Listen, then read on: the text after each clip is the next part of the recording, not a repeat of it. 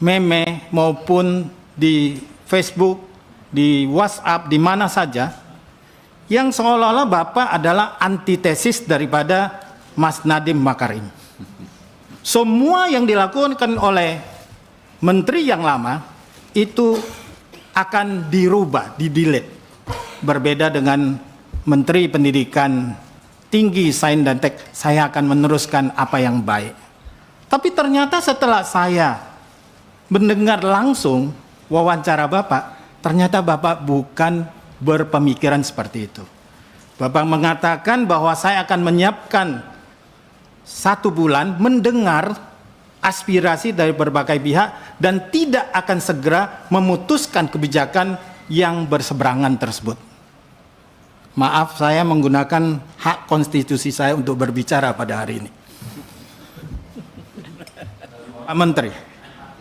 Pak Menteri, karena itu jangan muncul pameo setiap penggantian menteri adalah penggantian kebijakan maupun kurikulum. Hal-hal yang baik harus diteruskan. Nah, karena itu Bapak dan Ibu sekalian, saya percaya bahwa perubahan itu penting.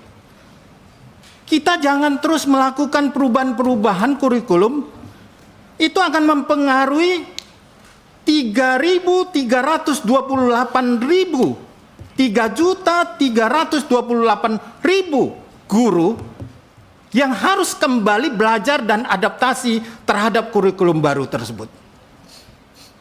Mereka akan bekerja, belajar dan belajar yang nasibnya tidak pernah berubah. Yang saya menginginkan bahwa kebijakan yang dilakukan hari ini adalah perubahan terhadap nasib guru.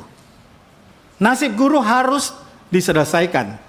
Saya sangat sepakat dengan apa yang Bapak sampaikan bahwa pendidikan bermutu untuk semua, berarti Bapak akan meningkatkan kualitas pendidikan kita.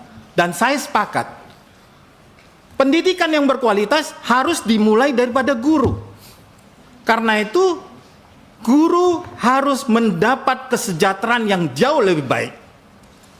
Yang sebaik-baik seperti apa yang baiknya? Adalah bahwa jangan lagi mereka punya hak penghasilan 230.000 per bulan. Kita sudah ada instrumen, undang-undang dasar kita sudah menjamin itu. Nah, karena itu Bapak dan Ibu sekalian, Mas Menteri, bahwa jangan ada yang dibawa UMR lagi lah. Instrumen apa yang bisa digunakan? Sertifikasi, Pak, yang Bapak sampaikan itu. Nah, ini kan berhenti hari ini. Impasing yang sudah tidak ada. Kalau itu kita gunakan, hari ini tidak ada guru kita yang penghasilannya di bawah UMR atau bekerja sebagai pemulung atau sebagai pekerjaan yang semestinya tidak dilakukan oleh seorang guru. Kemudian saya ingin menyampaikan bahwa menurut mandatori kita menerima 20% anggaran pendidikan yang kalau dihitung pada tahun 2025 kita akan menerima sebesar 722 triliun. Sungguh besar. Tapi kita sering bilang bahwa itu bukan bagian daripada kami. Undang-undang Sekdiknas di dalam itu mengatakan yang bertanggung jawab penggunaan pendanaan itu adalah Kementerian Pendidikan. Nah, bahwa dia bergeser kemana-mana, Bapak bagaimana menangkap itu kembali agar bisa memenuhi menaikkan gaji guru.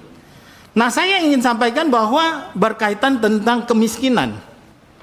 Untuk memutus kemiskinan berarti pendidikan harus berkualitas, tetapi juga harus mampu memberikan kesempatan belajar yang setinggi-tingginya. Pak, saya mengunjungi Muhammadiyah yang di pedesaan, Al-Wasliyah di pedesaan. Uang sekolah mereka cuma 15.000, Pak. Nunggak. Gaji guru 500.000. Kepala sekolah kerja 8 tahun, 800.000. Kita punya dana 722 triliun. Nah, komponen apa yang bisa kita berikan? Ternyata program Indonesia Pintar itu jitu. untuk memberikan. Walaupun SD 450.000 itu bisa membebaskan uang sekolah mereka. 180.000 bayar, masih sisa 270.000. Nah, karena itu saya ingin menggambarkan, Pak, bahwa hari ini tahun 2025 program Indonesia Pintar kita ada 17,9 juta. Ya, menghabiskan dana menyediakan dana 9,6 triliun. Nah, untuk 17,9 juta dari 44,5 juta peserta didik. Nah, saya ingin mohon, Pak, kalau bisa yang PIP SD, SMP udah lama nggak naik. Kemarin yang SMA, SMK udah naik dari 1 juta menjadi 1,8 juta. Yang 450.000 dan 750.000 hendaknya dipertimbangkan untuk dinaikkan. Saya kembali kepada Pak Menteri Pendidikan Tinggi. Saya sepakat, Pak, bahwa hari ini pendidikan tinggi kita itu masih jauh karena APK kita baru mencapai 39,37% 2024. Tapi ingat bahwa itu terjadi kenaikan, Pak. Tahun 2020 APK kita hanya 30,85%. Hari ini 39,37%. Ternyata di dalam hal ini yang meningkatkan APK kita secara tidak langsung itu adalah program Kartu Indonesia Pintar Kuliah, Pak.